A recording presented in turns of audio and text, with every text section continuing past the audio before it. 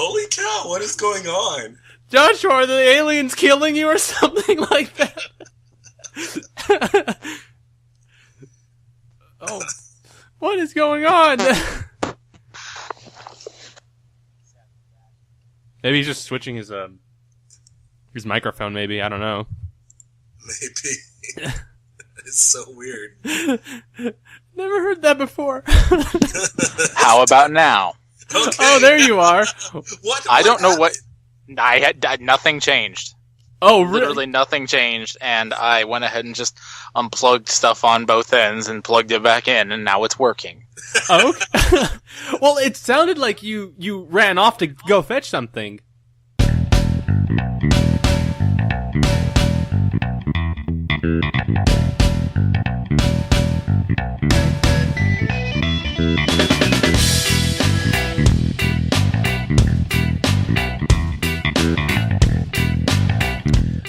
Well, hello everybody, and welcome to a brand new episode of the Story to Screen podcast, the movie podcast where we review all different kinds of movies, new and old. I'm your host, Chris, and joining me tonight, as usual, is Joshua Ling, my co-host from the very beginning. Hey Josh, how's it going?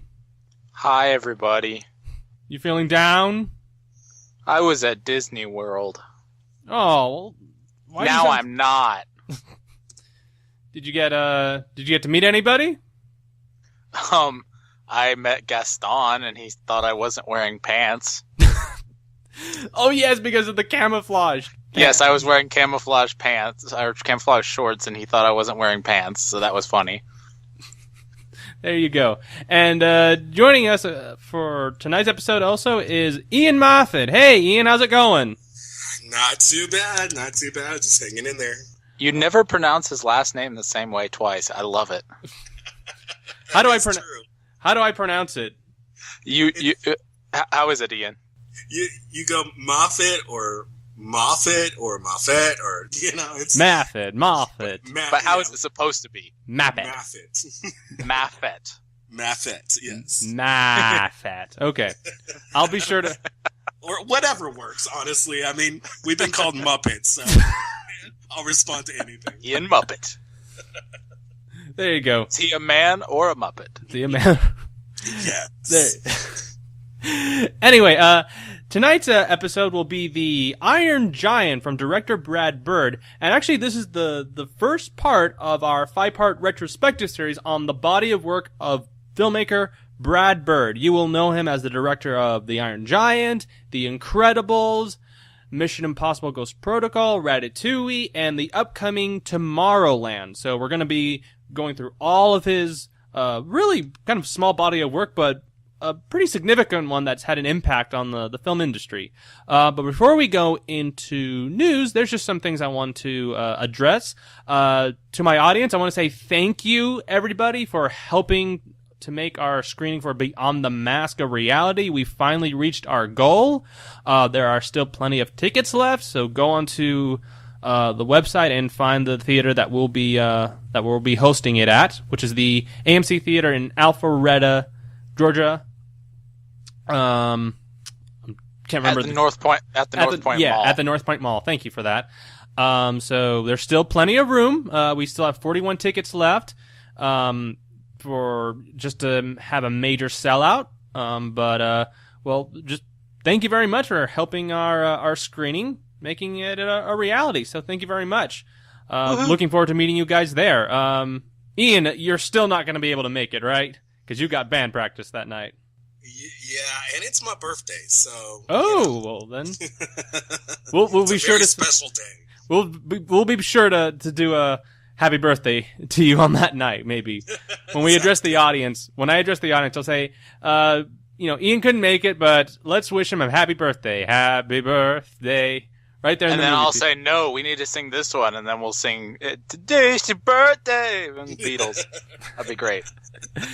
Because either one isn't going to cause you any royalty problems. None whatsoever. I do... Beatles, that's public domain by now, right? Yeah.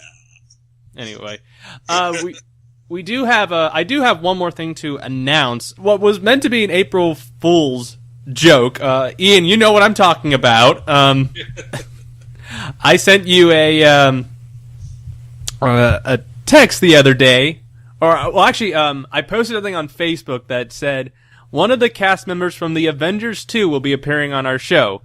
That was a complete April Fool's joke. Did you? And then I texted Ian and Benjamin about that. And did I fool you, Ian, or were you kind of like, okay, something's up here. What's going on? You know, or I was on the fence about it. I was kind of like, that'd be awesome, but those are the best kind. The on the fence ones. Yeah, pretty much. The funny part was when Benjamin texted me. Benjamin texted me again, and he asked me if Scarlett Johansson's on. I'm totally in. Not gonna lie, that was probably my first thought too. Shame on you, Benjamin.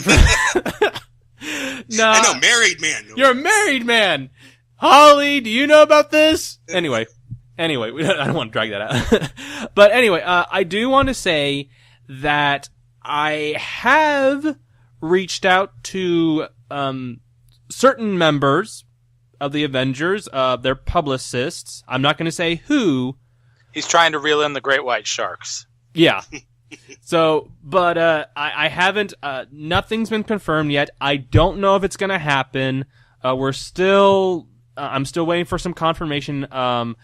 Keep your fingers crossed. It could happen. It might not happen. But hey, at least I made the effort to try to do to get some interviews, and that's something I would like to do a little bit more often, if possible, with this with the podcast. But that's what's going on, and just hopefully it will happen.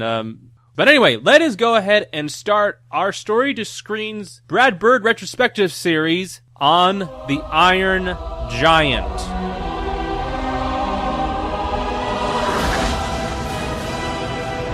2 nights ago, SATCOM radar detected an unidentified object entering Earth's atmosphere. Invaders from Mars. Some assumed it was a large meteor or a downed satellite. This is no meteor, gentlemen. This is something much more dangerous.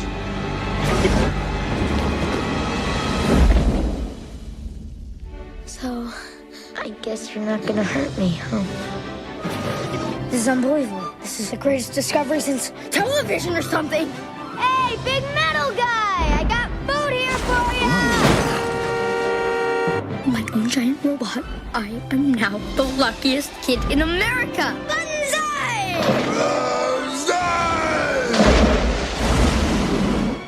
What you just heard was the original trailer for The Iron Giant. It stars Jennifer Aniston and Vin Diesel, and directed by Brad Bird.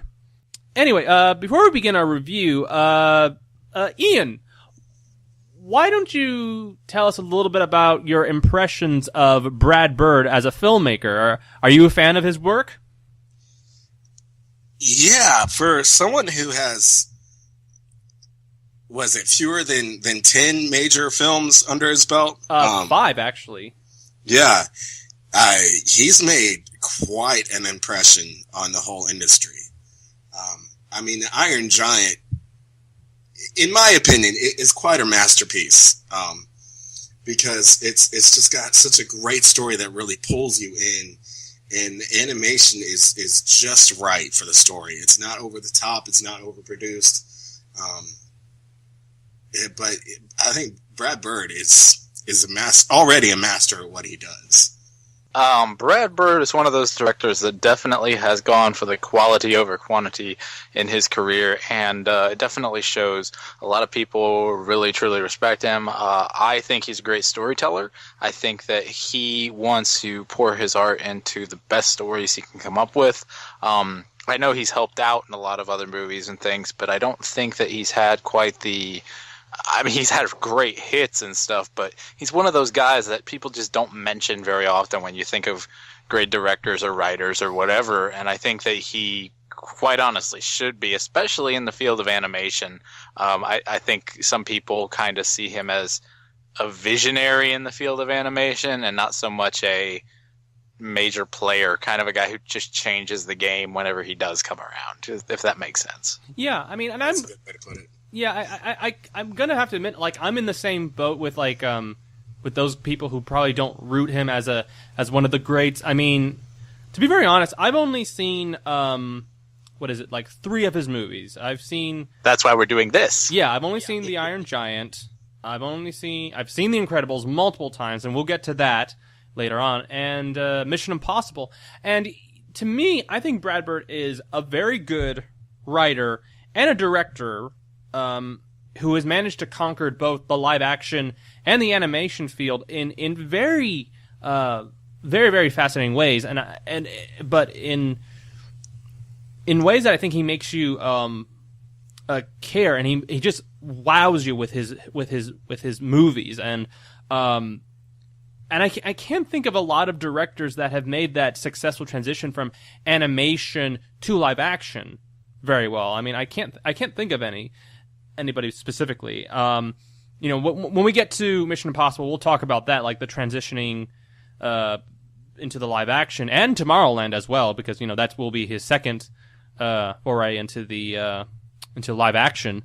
But anyway, let's start with our thoughts of the Iron Giant, the first film that he directed. And oddly enough, he had come from a background of writing and directing a lot of like TV shows, specifically The Simpsons. That was his background, and he had written and apparently directed some of the most popular episodes on that show. So it is interesting to see him kind of get a gig like this. And well, this was originally his idea. The Iron Giant was his baby. And it came out in 1999, but anyway, it was a huge flop when it first came out, and it is since then it has developed a cult classic following, and it has been considered by many a true gem of the animation film world. So Joshua, what are your thoughts on the Iron Giant? I think the Iron Giant is interesting because it is dated in multiple ways. It's a fantastic movie in lots and lots of ways, but it also feels dated in many ways. One, the portrayal, the almost, I guess, Stephen King kind of Maine feel, those kind of novels and things, that whole setting, Northeast, late 50s, early 60s in Maine and stuff gets really annoying to me because I just can't identify with it, and that feels dated. The 1999 period feels dated, but kind of in a good way to me because I have good memories of 1999, and also just the whole new millennium coming kind of feel, that on top of it, not just 1999, because I kind of differentiate the two. This was kind of one of the big sci-fi movies at the time, and everything in animation was sci-fi at this point for, just because new millennium, this, that, and the other, it was in the public consciousness. And I think this film was trying to be the thing that knits old and new together. Yeah. And to me, that part of it doesn't work, but the story of a boy and his giant thing is a universal story. Pete's Dragon, more recently Big Hero 6, Aragon, a bunch of other stories. Aragon doesn't count. That's a horrible movie. Don't you dare count I wasn't even talking about the movie necessarily, but there's tons of other examples of it. A boy and his giant creature. This has become a thing in our culture, and I think the Iron Giant honestly is one of the better tellings of it, because the story can get kind of silly at times. But I think it's a good debut for Brad Bird in filmmaking, and Vin Diesel, man, he's amazing. Come on, he can just say something and get all the emotion out of the one word. Oh yeah, we'll talk about him a little later because I think he's a major highlight. But Ian, what about you? I agree on many different levels with what Joshua was saying. I think it, when a movie gets put out and then They say imitation is what is it? The highest form of flattery. When a movie like this gets put out, everybody wants to copy it because it was very successful, eventually. Actually, it was not like financially or in terms of maybe critically, because it was not a huge hit when it first came out at all. It was critically. It eventually became, a very well-known film. But, kind of like The Emperor's New Groove, it's got a very solid cult following. I think it being the first of many or thereabouts, it's going to feel a little bit dated just because everyone's trying to copy it, and everyone always goes overboard with copying good stuff.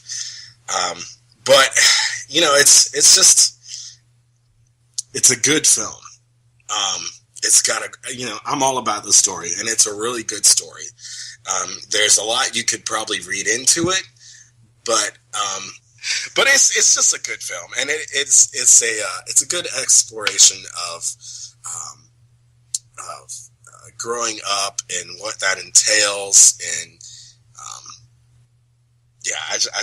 I think it's a pretty good film. Okay. Actually, this is the funny part. I just watched this movie for the first time this past week. I had never seen it before prior to that. So I'm kind of coming into this a little bit, from a different perspective. I do recall when this movie was coming out, it was getting a lot of buzz, and it was getting a lot of the merchandising. Do you guys recall the marketing campaign for this movie? Vaguely. I do. Yes, it was lots of Burger King meals and stuff like that, I believe. So yes, that is true. I did actually own the action figure. Never saw the film, but I did own the action figure. Actually, it's a giant robot. Of course, you did. They're the cool things. It was a cool thing, and the parts actually came off as well. The body parts and all that stuff, and it actually had the little Hogarth figure, and he would actually attach himself on the shoulder or something like that. It was a really cool figure. But anyway, I saw this movie, Monday, and I don't know what I was expecting with this movie. I guess I was expecting, the normal, the relationship between, a boy and his, giant robot friend. And that's what I kind of got. I understand that this is, adored by many fans, since it came out, and it's been considered, a classic and in the genre itself, but for me, I wasn't really emotionally connected with these characters, specifically with Hogarth.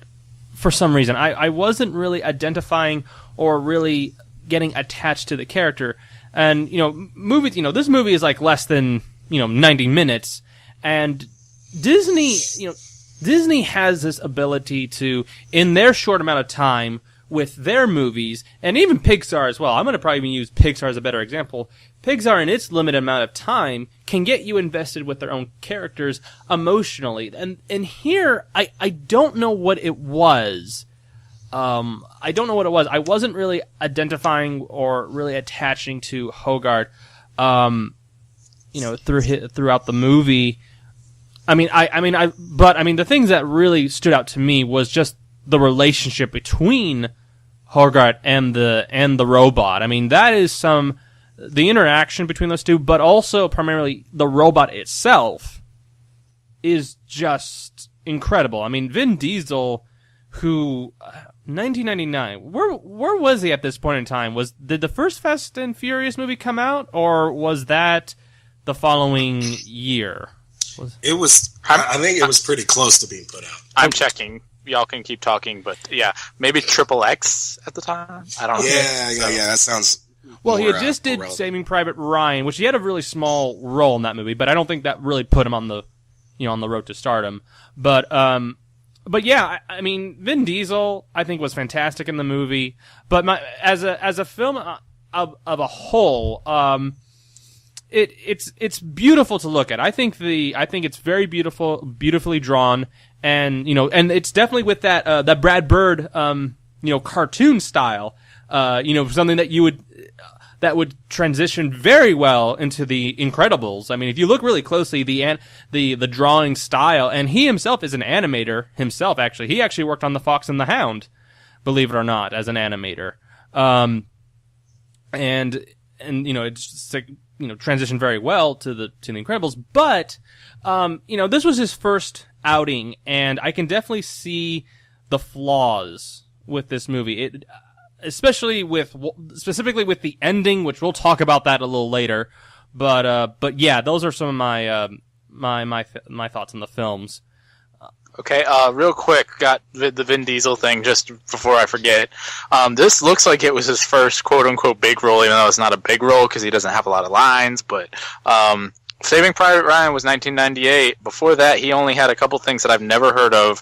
The Fast and the Furious was 2001, and Triple X was 2002. Okay.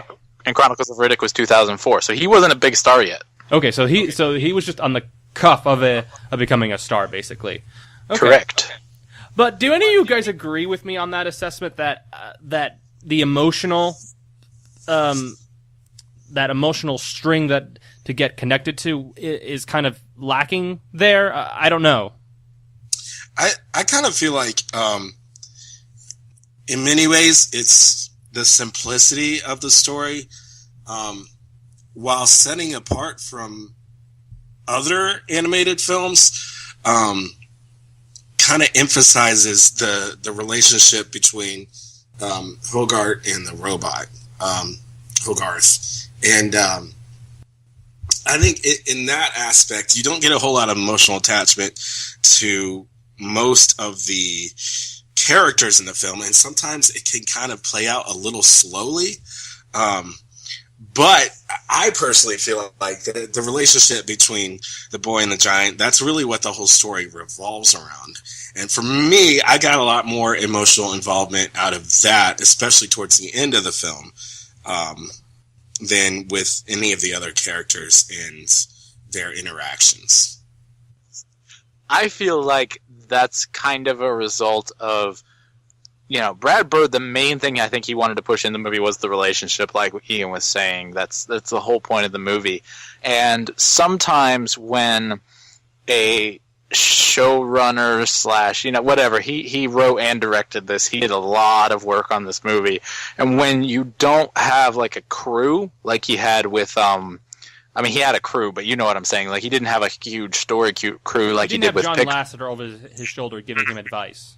Exactly. He didn't have other story people helping him and pointing out all the things that, could be shored up here and there. Sometimes when you don't have that extra help, a story will kind of, be weaker in certain areas, but then, really, really strong in others because of the single nature of the vision of the film.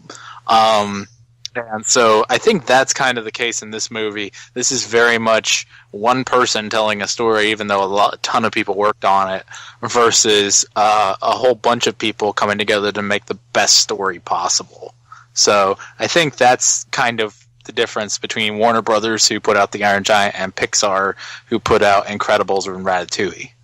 Yeah, because Pixar, to me, I think is a much more collaborative effort type of environment that tries to take a lot of input from here and there and trying to make a better film. And when we get to in The Incredibles, you can kind of see where Brad Bird's kind of ego kind of gets a little bit in the way of trying to make a better film, or they have to cut some things out. And I don't know if with this film specifically, what kind of stuff he had to leave on the cutting room floor, if there were things he had to omit from the script. Maybe, for all we know, there could be some more stuff about the father, because that's the thing about this movie. I'm not too sure, what Hogarth is going through. I mean, I do get the sense that he's probably kind of a loner type of a individual, but I'm actually kind of curious about what is the relationship between who was his father. I mean, does he miss his father? I mean, it is. I think there are some elements that are maybe somewhat essential to make me kind of get a little bit more attached to the character, or maybe even understand who he is as an individual. Well, in some ways, it's like an escapist story. He has his world with the robot, and and the Junkman, which I can't remember the name of at the moment, and then he has his life at home. And I think Brad Bird probably purposefully chose to focus on the escape world of Hogarth instead of the home world, because especially a lot of kids, and stuff, they can infer all the bad stuff without having to go into detail. The stuff that he's trying to avoid. Let's put it that way. Mm-hmm. So I think that's kind of the reason for not going into huge detail on that, because he's counting on the audience to imagine and infer all of the bad stuff that Hogarth's trying to escape. Mm-hmm. Yeah, because one thing, you look at movies like Up. Up is a man. Which I don't think Chris has seen yet, so minimal spoilers. Okay. Really? Okay, well, I'm not going to go into detail, but the thing with Up is that while it is a fantastic film, it's not really a kid's film, just because of the subject matter. It does take a lot of those really deep issues that would affect the story at hand, and it goes into detail on those. And sometimes it scares younger children. And I think Brad Bird, like Joshua was saying, Brad Bird probably wanted to avoid some of that and not go into so much detail with the background, because, kids these days, look at how the family is right now. Kids these days have enough of that. So I think he probably just wanted to focus on the story between the boy and his giant, and kind of let all the other stuff play out in the viewer's imagination. Well, I think because there are times when this movie gets dark. I mean, the movie doesn't escape that, because there's there's actually surprisingly a death scene in this movie. So, my biggest problem is okay, if you had gone there with that little thing, why couldn't you have gone, in another direction with that? But we'll go ahead. And I don't think it was about scaring. Not scaring, but kind of just maybe just. Feeling a little bit more sympathetic, kind of feeling a little more sympathy for the character, because I wasn't with Hogarth. You know what I mean?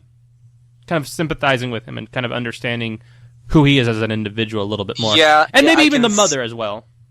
Yeah, I can see that. I definitely see what you're saying. I think they were just going a different creative direction. Sure. Yeah. So. And you also have to think about, if this is primarily a kid's film, I mean, it's not going to go into a whole lot of depth and detail. Well, here, you just mentioned this is a kid's film. There are moments in this movie where I'm like, wow, I can't believe for a kid's movie they got away with that. There's a part when the investigator, the guy that's that's interrogating Hogarth, and one guy says, you should die for your country. It's I'm not going to say the word, but it's forget your country. I'm out of here. There are, there are some. Any film is any kids film is gonna have those aspects. Otherwise, it wouldn't seem real to kids. That's the other part of it. Exactly. I mean, you can't fool kids. I don't care what anyone says.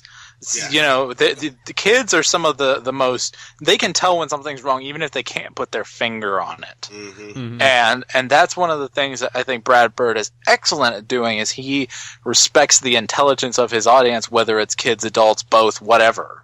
Mm-hmm. He really respects people's eye to detail and making sure that things kind of cohede. Is that the word? Cohesive. You know what I'm saying? Yeah, there we go. Yeah. But yeah, makes things cohesive. Yeah. I mean, because if you've seen the old animation film Snow White recently, mm-hmm. that is a terrifying film in some parts. Yes, it is. It's kind of mind-boggling that someone would actually put that out as a kid's film, because just looking at it, death. You actually see. I mean, not even that. I mean, the scene where she's wandering through the forest, that's scary.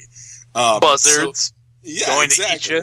Exactly. And it's, I think, like I said earlier, I think The Iron Giant is meant to be a kid's film that doesn't terrify the living daylights out of kids. It does have terrifying moments. There is that moment. It does have terrifying There is that moment elements. With the deer. I mean, that was a shocker right there when they killed off the deer. at that one moment. But I think which we have to touch on the anti-gun message. It's kind of shoehorned. That's there. Yeah, I mean that's kind of obvious. But I think in general, I think Brad Bird wanted this to be a kids film, and it being a kids film, it's not going to be as complex as, say, Citizen Kane. And it's not. It's a fairy tale. It's not supposed to be in science fiction. In fairy tale literate. Well, it is science fiction, but the structure of the story is more a fairy tale. Yeah. What do you call it?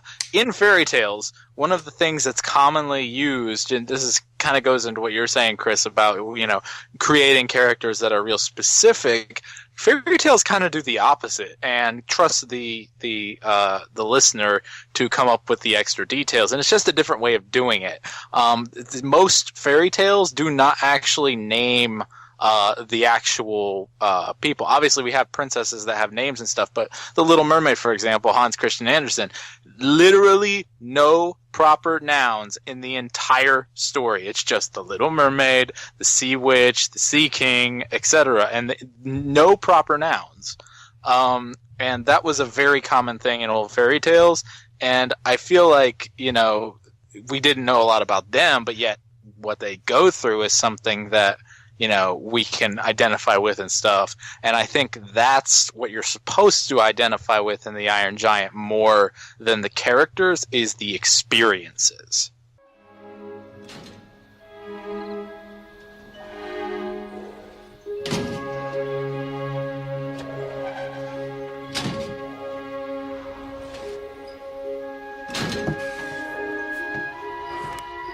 I know you feel bad about the deer, but it's not your fault. Things die. It's part of life. It's bad to kill, but it's not bad to die. You die? Well, yes, someday. I die? I don't know. You're made of metal, but you have feelings, and you think about things, and that means you have a soul, and souls don't die. Soul? Mom says it's something inside of all good things, and that it goes on forever and ever.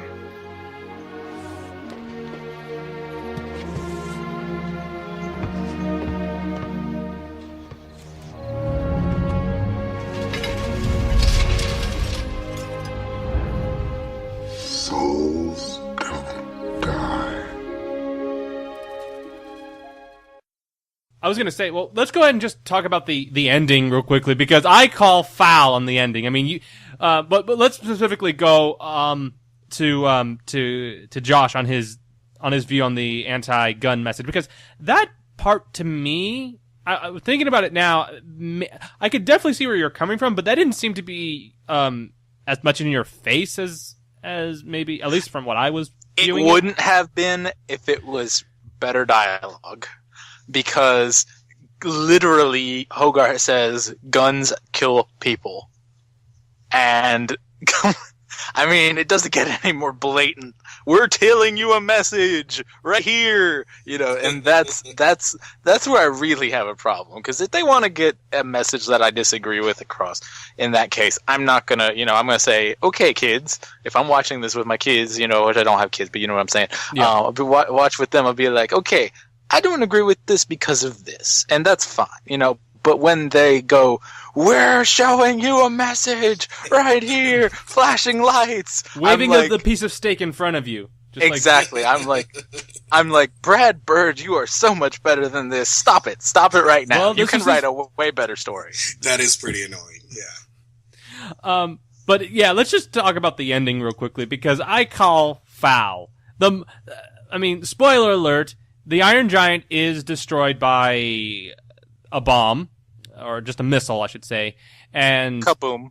But it was a good exit. I mean, that was a great way. Like, he's just flying up there in the sky. That was some great CGI animation right there. That was some really early use of some CGI animation right there. It's pretty. Yeah, it was really good. But because you set up when very early on in the movie, I think it's like in the very middle, he loses his hand and all that stuff, and there are some pieces that are coming back to him. I was like, oh, okay, he's gonna be destroyed at the very end, and he's gonna get resurrected in some. So I saw the ending coming from a mile away. So But little kids did not. Uh-huh. did you guys when you guys saw that scene? Did you guys kind of think, oh, I know where this is going? You know. Well, the first time I saw it, I was a little bit younger. So, but I think I still kind of saw it coming. Because it's fairly obvious. But again, simple plot. Just because it's predictable doesn't mean it's bad. You know, that's The problem is that I just saw it coming. I just like, oh, I get it. I know what they're. Well, I understand that. I think you get the same thing. Like one of the previous movies we reviewed was Jurassic Park. You know, the hat guy, the main guy, is going to get out alive because he's the main guy. Of course. Yeah. I mean, just because it's predictable doesn't mean it's bad. No, Yeah, I'm not saying that it's bad, but I'm just saying that, you know, and this is probably just because he's just, you know, inexperienced in building up, you know, maybe like a certain sense of suspense or do you think if that scene had been omitted, where he's like rebuilding himself, and then you saw then I would have been more upset because it wouldn't have made any sense whatsoever. Yeah, because then half the movie would be completely unnecessary. We can't M. Night Shyamalan every single film. No, you can't do M. Night Shyamalan's where you do a 180 twist and then it's like What a twist! Then in the village is like no, the wolf was a farce. We just want to keep people inside the town so that way no one wanders off. Whatever that. Alert. Which that was a weird ending anyway. That was the weirdest movie. Oh my goodness. Yeah, it kind of was. Now, Unbreakable, on the other hand. Anyway, we'll do an M. Night Shyamalan retrospective series sometime in the future. Oh my goodness, I'm scared.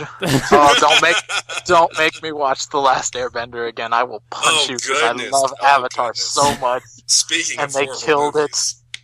Oh, that movie. Is there anything you guys want to talk about? I think we've about covered everything we need to with the Iron Giant. Okay. Yeah, Iron Giant's pretty simple, and It's a pretty simple plot.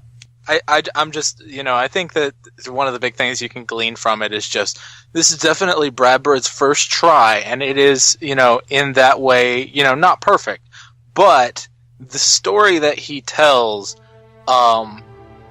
regardless of how he tells it, the story that he tells, is definitely a timeless story, and everything he does to tell it is somewhat dated and a little bit weird, and some people like the dating of it and stuff like that. I do, you know, I like 1998, like I said, you know, I like some of those sci-fi films from around that period. I'm not a big fan of the Stephen King, you know, Maine setting and all that, but regardless of all the trappings, it is a timeless story, and I think his writing was excellent in this.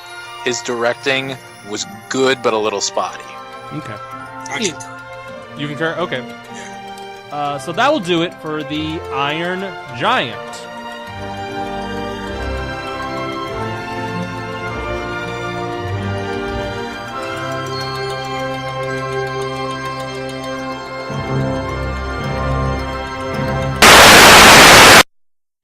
So Joshua, what are your thoughts on the Iron Giant?